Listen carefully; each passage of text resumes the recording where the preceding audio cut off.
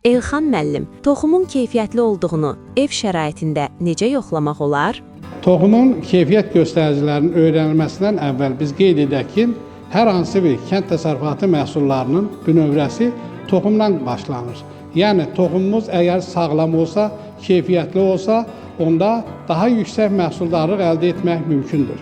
Fermerlər də, fiziki şəxslər də, kənd təsərrüfatı ilə məşğul olan digər şəxslər də bilməlidir ki, hər hansı bir toxumu ilk növbədə səpməzdən əvvəl onu analiz etmək və yaxud da onun keyfiyyətini yoxlamalıdır. Əgər biz Həsən bəy Zərdabinin fikirlərinə diqqətlə yanaşsaq, o qeyd edirdi ki, hər hansı bir əkin əkməmişdən əvvəl, o torpağı becərməmişdən əvvəl onu imtahan etmək lazımdır. Və bugün də mən onun sözünün davamı olaraq qeyd edirəm ki, bəli, bitkini də əkməmişdən qabaq toxumları imtahan etmək lazımdır. İmtahan etmək deyəndə həmin toxumu da, torpağı da analiz edilməsi vacib şərtlərdən biridir.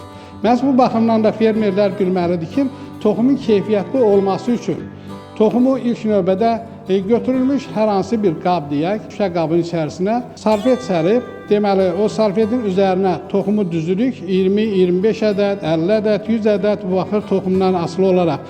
Onları düzdükdən sonra üzərini müəyyən qədər nəmləndirib, sonra isə yenidən salfet ilə örtürük. Nəticədə onu işıqlı bir şəraitə qoyuruq, bir 3-4 günə həmin toxum cücərmə qabiliyyətini göstərir. Ancaq elə toxumlar var ki, məsələn, soğan toxumunu adi bir vaxtda ondan müəyyən qədər götürüb, deyək ki, 50 ədəd, 100 ədəd o sayına uyğun olaraq onu xüsusi bint arasına qoyub, isti qaynar suya salıb çıxartmaqla orada cücərmiş toxumlar tez bir zamanda cücərir və həmin toxumu saymaqla biz müəyyən edirik ki, nə qədər toxumumuz cücərmiş hesab edilir.